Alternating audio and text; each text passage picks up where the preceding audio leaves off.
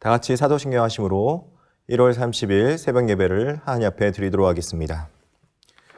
전능하사 천지를 만드신 하나님 아버지를 내가 믿사오며 그 외아들 우리 주 예수 그리스도를 믿사오니 이는 성령으로 잉태하사 동정녀 마리아에게 나시고 본디오 빌라도에게 고난을 받으사 십자가에 못 박혀 죽으시고 장사한 지 사흘 만에 죽은 자 가운데서 다시 살아나시며 하늘에 오르사 전능하신 하나님 우편에 앉아 계시다가 저리로서 산자와 죽은 자를 심판하러 오시리라.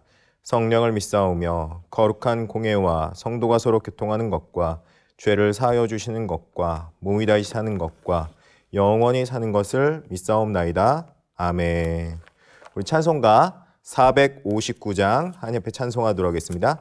찬송가 459장입니다. 누가 주를 따라 섬기려는가? 누가 죄를 떠나 주만 따를까? 누가 주를 섬겨 남을 구할까? 누가 주의 뒤를 따라가려나? 부르심을 받아 주의 은혜로 주를 따라가네. 주만 따르네. 세상 영광 위에 따름 아니요 크신 사랑이네. 주만 따르고 주가 내려주신 은혜 힘입어 주의 뒤를 따라 힘써 일하네. 부르심을 받아 주의 은혜로 주를 따라가네. 주만 따르네. 환난 핍박 많고 원수가 강하나 주의 용사 더욱 힘이 강하니 누가 능히 이겨 넘어뜨리랴. 변함없는 진리 승리하리라. 기쁜 찬송하며 주의 은혜로 주를 따라가네. 주만 따르네. 아멘. 우리 찬송가 한 장 더 찬송하겠습니다. 찬송가 461장입니다. 십자가를 칠 수 있나? 주가 물어보실 때 죽기까지 따르오리. 성도 대답하였다. 우리의 심령 주의 것이니 주님의 영상 만드소서. 주인도 따라 살아갈 동안 사랑과 충성 늘 바치오리다. 너는 기억하고 있나? 구원받은 강도를 그가 회개하였을 때 낙원 허락받았다. 우리의 심령 주의 것이니 주님의 영상 만드소서. 주인도 따라 살아갈 동안 사랑과 충성 늘 바치오리다. 걱정 근심 모든 그늘 널 들러 덮을 때 주께 내 영 맡기겠나.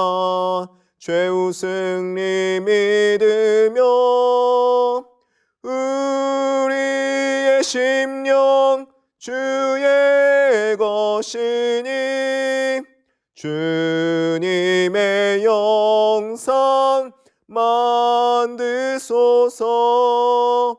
주인도 따라 살아갈 동안 사랑과 충성 늘 바치오리다. 이런 일 다 할 수 있나. 주가 물어보실 때 용감한 자 바울처럼 선뜻 대답하리라. 우리의 심령 주의 것이니 주님의 영상 만드소서. 주인도 따라 살아갈 동안 사랑과 충성 늘 바치오리다. 아멘. 아멘. 우리 말씀 보도록 하겠습니다. 말씀은 누가복음 9장 51절부터 62절까지입니다. 누가복음 9장 51절로부터 62절까지입니다. 제가 봉독해 올리도록 하겠습니다. 예수께서 승천하실 기약이 차감해 예루살렘을 향하여 올라가기로 굳게 결심하시고 사자들을 앞서 보내심에 그들이 가서 예수를 위하여 준비하려고 사마리아인의 한 마을에 들어갔더니 예수께서 예루살렘을 향하여 가시기 때문에 그들이 받아들이지 아니하는지라. 제자 야고보와 요한이 이를 보고 이르되 주여 우리가 불을 명하여 하늘로부터 내려 저들을 멸하라 하기를 원하시나이까. 예수께서 돌아보시고 꾸짖으시고 함께 다른 마을로 가시니라. 길 가실 때 어떤 사람이 여짜오되 어디로 가시든지 나는 따르리이다. 예수께서 이르시되 여우도 굴이 있고 공중의 새도 집이 있으되 인자는 머리 둘 곳이 없다 하시고 또 다른 사람에게 나를 따르라 하시니 그가 이르되 나로 먼저 가서 내 아버지를 장사하게 허락하옵소서. 이르시되 죽은 자들로 자기의 죽은 자들을 장사하게 하고 너는 가서 하나님의 나라를 전파하라 하시고 또 다른 사람이 이르되 주여 내가 주를 따르겠나이다마는 나로 먼저 내 가족들을 작별하게 허락하소서. 같이 읽겠습니다. 예수께서 이르시되 손에 쟁기를 잡고 뒤를 돌아보는 자는 하나님의 나라에 합당하지 아니하니라 하시니라. 아멘. 오늘은 여러분과 예수님의 소명과 삶이라는 말씀으로 함께 은혜를 나누고자 합니다. 유명한 네덜란드의 철학자 스피노자는 이렇게 말을 했었죠. 내일 지구가 멸망한다 하더라도 나는 한 그루의 사과나무를 심겠습니다. 이 말은 미래에 어떤 일이 벌어질지는 나는 모르지만 나는 오늘 나에게 주어진 일에 최선을 다하겠다라는 말을 뜻을 가지고 있습니다. 우리의 삶의 미래에 우리는 어떤 일이 벌어질지 또 어떠한 일이 펼쳐질지는 아무도 모릅니다. 그렇다고 미래에 대한 막연한 일에 대해서 매일마다 불안해하며 걱정해하며 사는 것도 옳지 않은 모습 같아 보입니다. 왜냐하면 현재 충실할 수 없기 때문이죠. 현재 충실하고 최선을 다하면서 오늘날에 나에게 주어진 소명과 목적을 이루며 살아가는 삶, 그것이 바로 그리스도인의 삶의 모습이고 오늘날 우리가 부름받은 자의 삶의 모습이 아닌가 싶습니다. 오늘 본문에 나온 예수님도 앞으로 닥쳐올 어려움에 대해서도 미리 예견하고 계셨고 또 그것이 매우 그에게 고통스럽고 어려운 일임을 예수님도 알고 계셨습니다. 그러나 그 일에 대해서 예수님께서는 걱정하며 근심하기보다는 자기 자신에게 주어진 소명과 목적을 이루시며 자신의 삶을 그렇게 드리며 헌신하는 삶의 모습을 오늘 본문을 통해서 볼 수 있습니다. 본문에 있는 말씀에 보면은 먼저 51절에 이렇게 말씀하고 있습니다. 예수께서 승천하실 기약이 차감해 예루살렘을 향하여 올라가기로 굳게 결심하시고. 오늘 본문에 나온 예수께서 승천하실 기약이 차감해 라고 말하는 이 말의 원래 직역은 그의 데려감의 날이 오매라는 뜻을 가지고 있습니다. 그가 이제 데려감을 받을 날이 얼마 남지 않았다. 즉 예수님께서 이 땅에 죽으시고 부활하셔서 하늘로 올라가실 날이 얼마 남지 않은 이제 마지막 공생애를 살아가는 그런 삶을 살아가고 있는 때라는 것입니다. 예수님께서는 전능하신 하나님의 아들이셨지만 그는 이 땅에 오시는 목적이 성부 하나님과 언약 맺은 그 언약으로 인해서 구속의 언약을 통하여서 이 땅에 자기 백성을 자기 죄에서 구원하시고 자신의 의지보다는 하나님의 약속의 말씀에 순종하여서 이 땅에 오셨을 뿐만이 아니라 그 약속을 적극적으로 또 그리고 순종함으로 지켜서 그 구원의 언약을 성취하신 분으로 나오고 계십니다. 또한 이러한 순종의 언약은 예수님께서 하나님의 말씀, 즉 성부 하나님의 말씀에 순종하는 마음으로 또 했지만 그것들이 쉽지 않은 일이었음을 오늘 본문을 통해서 또 볼 수 있다는 것이죠. 오늘 특별하게 굳게 결심하고 라는 용어를 보아도 예수님께서는 이 일들 위해서 자기 자신이 철저하게 헌신되어졌고 그 일들 위해서 애쓰시고 계셨다는 것을 볼 수 있다는 것입니다. 예수님께서 성부 하나님과 구속 언약에 맺으신 그 언약으로 인하여서 지금 예루살렘에 가셔서 예루살렘 바리새인들과 여러 사람들로 인하여서 자기 자신은 십자가에 못 박혀 죽으셔야 했고 그 죽음을 통하여서 죄사함이 이를 뿐만 아니라 그 죄사함이 끝나는 것이 아니라 메시아로서 다시 부활하시고 또 하늘로 승천하시는 일까지 감당하셔야 했던 쉽지 않은 그런 일들을 해야 했던 그 시간이 다가온 것입니다. 예수님의 마음이 얼마나 힘드셨겠습니까? 자신이 죽으실 걸 알고 있었고 그것이 고통스러울 것임도 예수님은 알고 계셨을 것입니다. 그러나 예수님께서는 그것이 자신의 소명임을 알고 있었고 자신의 삶의 목적임을 알고 있었기에 마음을 굳게 하셔서 단단히 하셔서 그 일들을 감당하셨을 뿐만 아니라 그 일을 위해서 애쓰시며 결심까지 하셨던 모습을 보여준다는 것입니다. 예수님의 철저한 순종을 통해서 자신의 소명과 삶의 목적을 이루어 나가시는 모습을 볼 수 있다는 것입니다. 이러한 예수님의 사명의 모습은 그의 삶의 모습을 통해서도 너무나도 잘 드러나고 있습니다. 이제 예수님께서 사명을 받으시고 그 사명을 이루시기 위해서 예루살렘으로 내려가는데 해변길로 다녀가도 되지만 해변길로 가지 않으시고 이스라엘 정중앙을 통해서 즉 사마리아를 통과해서 내려가고 있는 모습을 오늘 볼 수 있습니다. 예수님께서 이제 사마리아로 들려서 간다는 것은 이 사마리아 지역이 이방인 지역처럼 아주 유대 백성들이 멸시하는 지역이었기에 유대인들은 지나가지 않는 지역이었음에도 불구하고 이곳을 지나가시면서 사자들을 미리 앞서 보내서 예수 그리스도의 행할 일들에 대해서 미리 알리시지 않았을까 그렇게 생각이 듭니다. 그런데 그 일들을 지금 사마리아 사람들이 어떻게 행하는지 보니까 그들이 예수 그리스도께서 예루살렘에 향하여 가시기 때문에 받아들이지 않고 있는 모습을 볼 수 있습니다. 53절에 예수께서 예루살렘을 향하여 가시기 때문에 그들이 받아들이지 아니하는지라 이렇게 말합니다. 이들이 예수 그리스도를 받아들이지 않는 이유는 이 예수 그리스도도 유대인이라 생각했기 때문에 예루살렘으로 내려가는 예수님을 거부한 사마리아 모습을 볼 수 있다는 것입니다.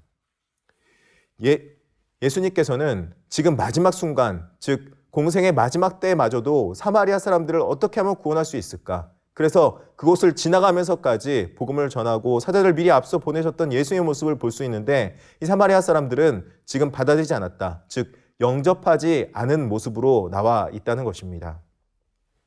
이것을 통해서 보는데 예수님은 자신의 사명을 최선을 다해서 감당하고 있는 것이죠. 마지막 때까지 마치 세상이 내일 무너지더라도 마지막 한 그루의 사과나무를 심는 그런 모습으로 예수님은 살아가고 있는 모습입니다. 그런데 제자들은 어떠합니까? 제자들은 이 사마리아 사람들이 예수님께서 복음을 전하기 위해 사마리아 땅을 지나가고 있는데 그들이 영접도 하지 않음으로 인하여서 오히려 화를 내고 그에 대해서 심판해야 된다라고 말씀하고 있습니다. 야고보와 요한이 굉장히 화가 났던 것 같습니다. 주여, 우리가 불을 명하여 하늘로부터 내려서 저들을 멸하라 하시기를 원하시나이까? 주님, 저들을 심판하면 좋지 않겠습니까? 저들 정말 무례합니다. 저들 정말 야속합니다. 아니, 지금 죽기를 각오하고 복음을 전하고 있는 예수 그리스도를 보면서 어떻게 저들이 영접하지 않을 수 있습니까? 일부러 사마리아에 들렸는데도 말이죠. 제자들의 마음은 너무나도 속이 상했을 것입니다. 인지상정 이해는 갑니다. 그러나 그것은 하나님의 뜻이 아니었고 하나님이 원하시는 모습은 아니었던 것을 알 수 있습니다. 예수 그리스도께서 돌아보시고 그 제자들을 오히려 꾸짖습니다. 사마리아 사람들을 보면서도 예수님은 마지막 때까지 복음을 전하기 원하셨고 그들이 영접하건 영접하지 않건 예수님은 자기에게 맡겨진 사명 역할들을 감당한 그런 전능하신 하나님의 아들이시고 메시아였으며 이 땅에 복음을 전하기 위해서 자신의 소명을 최선을 다해서 감당하고 있는 예수님의 모습이라는 것입니다. 그런 예수님의 삶의 모습을 보면서 제자들이 가져야 될 삶의 모습을 오늘 또한 잘 보여주고 있습니다. 예수님께서는 이러한 소명을 가지고 사셨기에 9장 58절에 보면은 예수님께서 이렇게 말씀하십니다. 예수께서 이르시되 여우도 굴이 있고 공중의 새도 집이 있으되 인자는 머리 둘 곳이 없도다 하시고.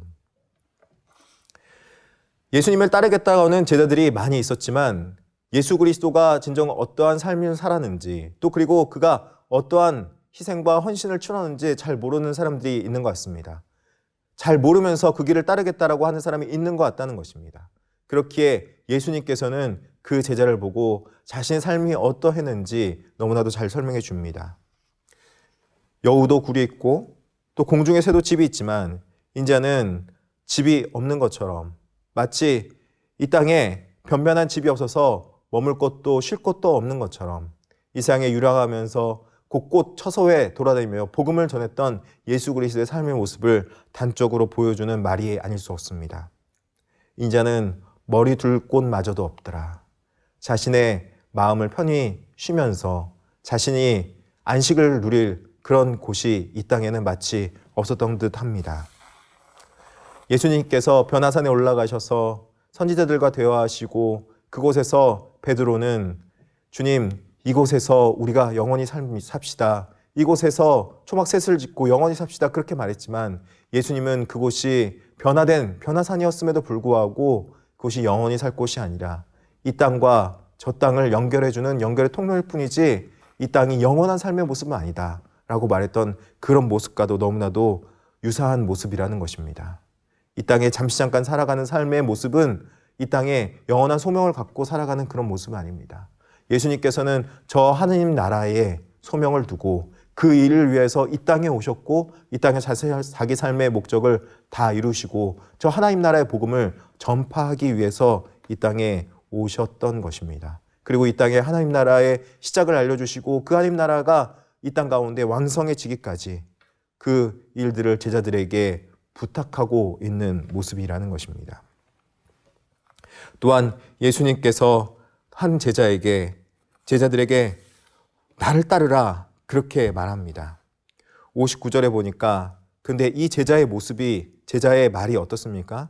그가 이르되 나로 먼저 가서 내 아버지를 장사하게 허락하옵소서 이렇게 말합니다. 이 제자는 아마도 아버지의 장례식이 완벽하게 끝나지 않았던 것 같습니다. 유대민족들은 장사하는 기간이 오랜 기간이었고 또 그리고 그 시체가 이제 장사되었다가 완벽하게 이제 부패되고 나면은 그 뼈를 잘 맞추고 그것들을 완벽하게 장사 지낼 때까지 아마 그 지역을 떠나지 않았던 것으로 알고 있습니다. 그런데 그 장사를 마지막에 보낼 때까지 주님, 제가 이 장사를 지낼 때까지 조금만 기다려 주십시오. 그렇게 말을 하고 있는 것입니다. 이것은 어떻게 보면은 이 유대 민족의 사상에 의해서 또 그리고 보편적인 윤리적인 생각으로는 그다지 틀린 말은 아닙니다. 그러나 예수님께서는 이마저도 뭐라고 말씀하시는가 보니까 죽은 자들로 자기의 죽은 자들을 장사하게 허락하라 그렇게 말씀하십니다. 이 말은 무엇입니까? 우리들은 생명을 전하는 자로서 가장 먼저 우선순위로 해야 될 것이 무엇인가? 우리가 이 땅에 무엇을 위하여 살아가야 되는가를 명확하게 보여주고 말씀해주고 있다고 생각합니다. 또 다른 사람이 이제 예수님께 주여 내가 주를 따르겠습니다 라고 말합니다. 근데 이 사람은 그 뒤에 단서가 붙습니다. 나로 먼저 내 가족을 작별하게 허락하소서 이렇게 말합니다. 이것도 사실 어떻게 보면은 주님의 길을 따르면서 내 가족과 작별을 고하겠습니다. 잠시 잠깐 그 작별하는 시간을 허락해 주옵소서 하는 말은 틀린 말도 아니고 그리 오랜 시간이 걸리지도 않을 것 같습니다. 근데 예수님께서는 뭐라고 말씀하십니까? 9장 62절에 보면은 아주 유명한 말을 하고 있죠. 예수께서 이르시되 손에 쟁기를 잡고 뒤를 돌아보는 자는 하나님 나라에 합당하지 아니하니라 하시니라. 예수님께서는 이 제자가 자신을 따르고 싶다는 그런 말을 하는 걸로 봐서 자신을 따르고 싶은가? 그렇다면은 내 가족들, 그들마저도 작별하는 것을 허락하지 않으셨다라는 걸 볼 수 있습니다. 그렇다면 가족과 작별하는 것이 나쁜 것인가? 아니요, 그런 것은 아닙니다. 가족과 작별하면서 그 가족들을 보면서 뒤를 돌아다 보게 되고 아쉬움도 남게 되고 그렇게 또 뒤로 다시 돌아갈 그런 가능성이 있는 것들을 오히려 내려놓고 하나님 나라에 집중하며 살아가는 삶에 있어야 됨을 말씀해주고 있는 것이죠. 어쩌면 제자의 삶은 이 땅 가운데서 가족들과 함께 즐겁게 살아가기도 하지만 그것보다도 우리가 더 집중해야 될 것들, 그것이 나쁜 일은 아니고 또 이 땅 가운데서 그 가족들과 함께 행복하고 또 아름다운 복음을 전하는 일에 가족들이 함께 하나 되어서 살아가야 된다는 것을 말씀해주고 있다고 생각하면 될 것 같습니다. 우리가 이 땅을 살아가면서 가족들과 함께 어떠한 모습을 살아가야 되는가? 어떠한 삶을 살아가야 되는가? 나만 홀로 복음을 전하는 자로 살아가야 되는가? 아니면 함께 가족들이 복음을 전하는 자로 살아가야 되는가? 내가 하나님 나라의 복음에 집중하기 위해서는 우리가 함께 가족들과 어떤 말씀과 어떤 뜻을 가지고 살아가야 되는가?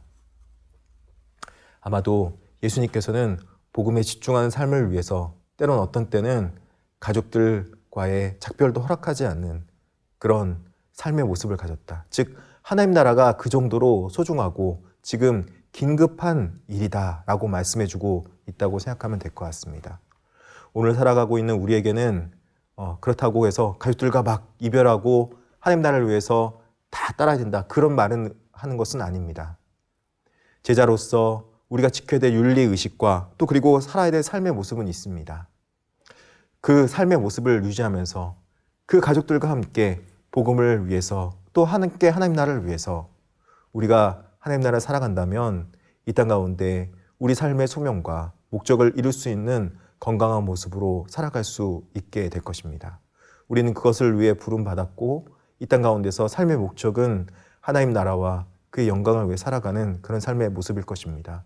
우리가 그 일들을 위해서 부름받았고 또 그 일들을 위해서 우리가 부탁받았으니 예수 그리스도의 죽으심과 부활을 바라보면서 그러한 삶을 살아낼 수 있도록 적어도 예수님의 삶의 모습을 닮아가는 그런 삶을 살아갈 수 있도록 사는 삶이 되게 하여 주시옵소서. 오늘 또 예수님 앞에 기도하며 살아가는 삶이 되기를 진심으로 축원합니다. 기도하시겠습니다. 자비하시고 은혜로우신 하나님 아버지, 주님 오늘 예수님의 소명과 그 삶의 목적을 통해서 예수님께서 본을 보이셨던 그 삶의 모습이 얼마나 고귀하고 또 하나님 나라를 얼마나 우선순위에 두었는지 오늘 본문을 통해서 보게 하심에 너무나도 감사합니다. 우리가 100% 이러한 삶을 살아낼 수는 없을지라도 우리가 예수 그리스도를 닮은 제자로서 그러한 삶을 따라가며 살아갈 수 있도록 주여 오늘 또 붙잡아 주시옵시고 오늘 또 나를 부인하면서 하나님께서 기뻐하시는 삶의 모습이 우리 삶 속에서 있을 수 있도록 또 하나님 나라와 그의 영광을 위해서 살아가는 삶이 있을 수 있도록 삶의 우선순위와 집중도가 하나님 나라에 가 있을 수 있도록 우리 삶을 내어놓게 하여 주시는 그런 성령 하나님의 도우심을 입는 하루가 되게 하여 주시옵소서. 오늘 하루도 주님께서 힘주시고 능력 내려주실 걸 믿습니다. 오늘 또 말씀을 통해서 배운 대로 교회를 사랑하고 또 그리고 교회를 섬기시는 많은 분들을 위해서 함께 기도하며 우리 환우들 믿음 가운데 주님 고침의 은혜가 있도록 하여 주시옵시고 세우신 담임 목사님 주님께서 성령 충만 은혜 충만하여 주시옵시고 우리 원로 목사님도 하나님께서 강건하게 인도하여 주시옵소서. 감사드리며 예수님의 이름으로 기도드립니다. 아멘. 하늘에 계신 우리 아버지여 이름이 거룩히 여김을 받으시오며 나라가 임하시오며 뜻이 하늘에서 이루어진 것 같이 땅에서도 이루어지이다. 오늘 우리에게 일용할 양식을 주시옵고 우리가 우리에게 죄 지은 자를 사하여 준 것 같이 우리 죄를 사하여 주시옵고 우리를 시험에 들게 하지 마시옵고 다만 악에서 구하시옵소서. 나라와 권세와 영광이 아버지께 영원히 쌓옵나이다. 아멘. 우리 함께 교회에서 기도할 때 코로나19가 하루속히 종식될 수 있도록 기도했으면 감사하겠고, 선교 사명을 잘 능력 있게 감당할 수 있는 능력 있는 성도로 살아갈 수 있도록 해달라고 기도했으면 감사하겠습니다. 새 목장의 활성화와 온라인 가정 대신방을 위해서 다 같이 주여 한번 외치고 기도하겠습니다. 주여!